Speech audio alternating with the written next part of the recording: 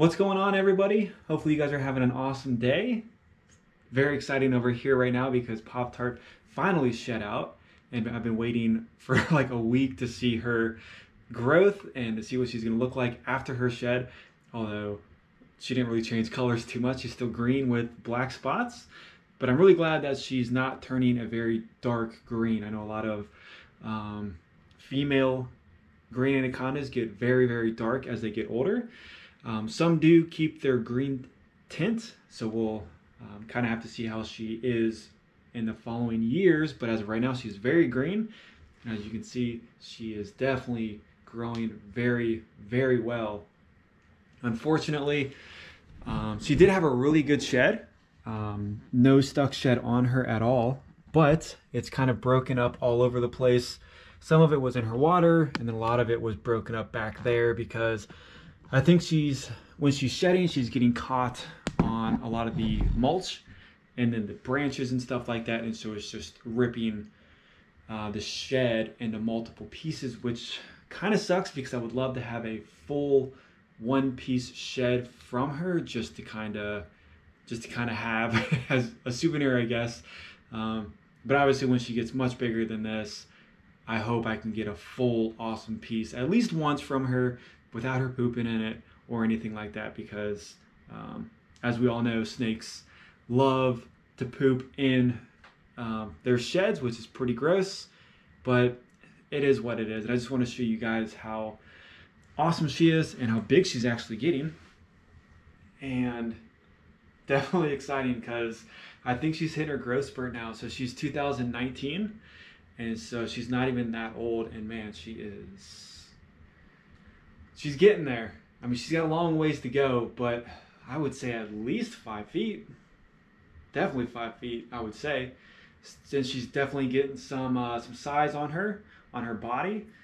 She is on medium rats every 2 weeks, which I think is pretty good for her. I don't want to, when she's in this growth spurt, a lot of people, I think, tend to throw a lot of food at them just so they can hit that 8-10 foot mark within 3 or 4 years, which is fine, but I do get worried about big snakes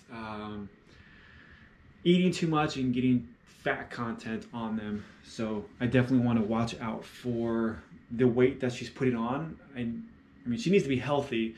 Obviously anacondas do get very large and they can get extremely obese very fast. And then once they get obese, it's almost impossible to put them on a diet, and then, you know, a lot of complications health-wise happens. So she is definitely excited to be out. Took her in the pool yesterday, and surprisingly she didn't even do very much. She swam around maybe a little bit, but she was basically just hanging out on the edge of the pool with her head out of the water. So it was pretty boring to be honest. But man, I cannot wait until she's, you know, 10 feet plus and just an awesome docile snake. And in Ohio, we do need permits for snakes over 12 feet. So I'll go through the process of that with you guys if you guys are curious on how I'm going to get the permits, and then all of the laws, and then how to fill out the paperwork and stuff like that. And then an inspector comes into the house, checks the cages, checks the room. If everything is good to go, I get the permit and I pay $100 a year. So it's not ridiculous, but it's doable. But of course, the state wants their money, which is understandable. So one permit should be good for her, my other anaconda, and my Burmese. So whichever one hits 12 feet first will be on the papers. So we'll let her go back in if she wants to. And I kind of moved, well, I don't think she's going to go back. I moved Mountain Dew around. There, she'll go in there like that. So it's interesting how much she likes to be out. Even though, like I said, this is probably not 100% the greatest cage, but it is working for her. It's a little over 8 feet long, 3 feet wide. and about 2 feet high. I really wish it was higher just because it would make things a lot easier for cleaning and then getting her out when she's actually like, you know, big, like getting on some size, some mass. But I do know a lot of people, they do keep breeder size females in smaller cages, which is fine. Again, I'm not one here to judge who keeps snakes in what, but I mean, if this was at least 3 feet high, at least another foot higher, I think it would be a lot easier to get her in and out as she grows up. But Mountain Dew. So we'll look at her. So she was up here in one of these big cages like this.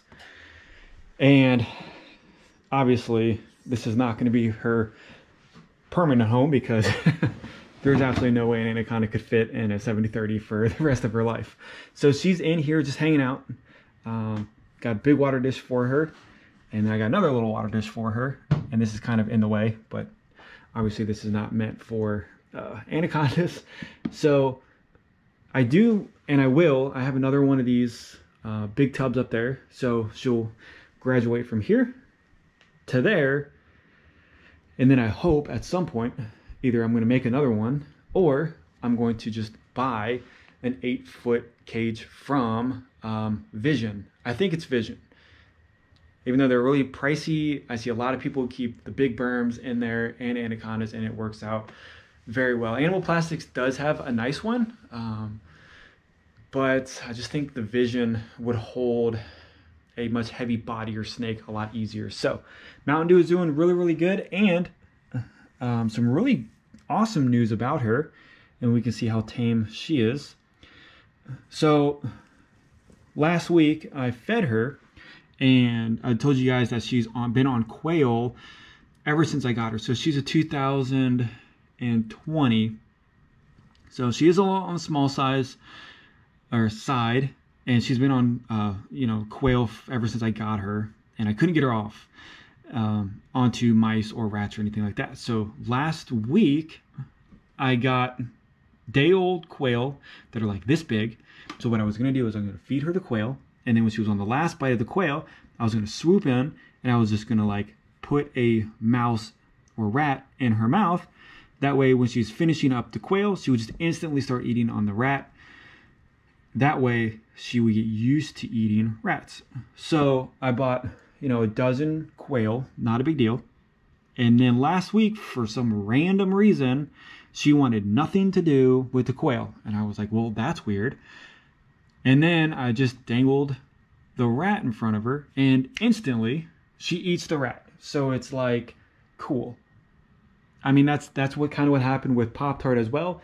She was on birds, and then just randomly out of absolutely nowhere, she just ate a rat. So we are one rat down with Mountain Dew, which is awesome because now I can just get her on, if she stays on rats. I do need to try again, but it was very promising that she did that, which is good because now I can keep her on, or all my snakes on the same feeding meals, and then she should bulk up very easily now that she's on rats.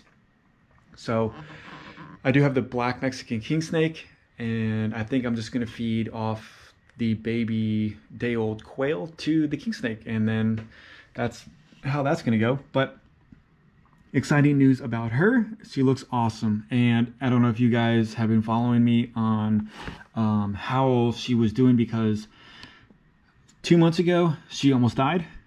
She had a little issue with her intestines, and you know, gave her some medicine, and she bounced back. So she's definitely, her skin looks 1,000 times better. It's very green. I love on her how bright her orange bands are. Like I really like that. So I'm still in the process of trying to get the male. I found somebody kind of local in the same state in Ohio who has the brother of same litter, the same brother as Pop-Tart. So if I can get him, we can start possibly having a good chance of breeding anacondas, because I'd have the 2 females and then the male. Although I know it's gonna be a lot of work, have never done before, but I think it would be a good thing to try out, and we'll see what happens. So she's doing very well, and obviously this cage is, or this area is perfectly fine for her size. And I gave her the extra water because anacondas love water, although they just really, they just honestly just love to poop in water. That's really about it. Now I noticed, like I said, when I took her out in the pool, they don't really swim very much. They just leave their whole body just submerged in the water, and then they just have the top of their nose out of the water. So they just, I guess it's just so when prey comes along the waterbed, they can eat that. So I thought she was in shed last week because her colors were super dull, and now her colors are even duller. So I think this time she might be going into shed, and it's really hard to tell on albinos when they're going into shed because it's, their colorations do get very dull.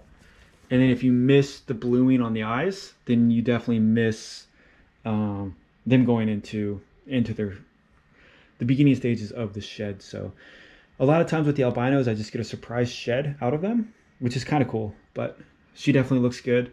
She's growing a lot, not massive by any means. She's 2019, very, very late 2019. So she's now on small rats, so her growth should be up there very, very soon. And her colors are still really nice, bright colors. And I mean, obviously, I think she's, like I said, I think she's in shed, so her colors are not as vibrant as they normally are. But as you can see, we are getting better as bonding together. So it's very nice to have that happen. But Peaches is doing awesome. Got a little hide in here for her. Got the water in here for her. And this should be adequate enough for at least another 2 feet from her. So again, we'll see what happens. I have the cage like this that she was in before, but she was having shedding issues in such a big cage. I put her in here, and I don't know, she's not shed yet since she's been here. So we'll have to see how that works. But I appreciate the support, guys. Hopefully you guys enjoyed the video, enjoyed seeing Pop-Tart in her new skin, and seeing the other two bigger snakes for now. And I don't know, I might spend a little bit more time with these girls in the room, but we'll have to see how that works out. So hopefully you guys have an awesome day, and I'll see you guys on the next video.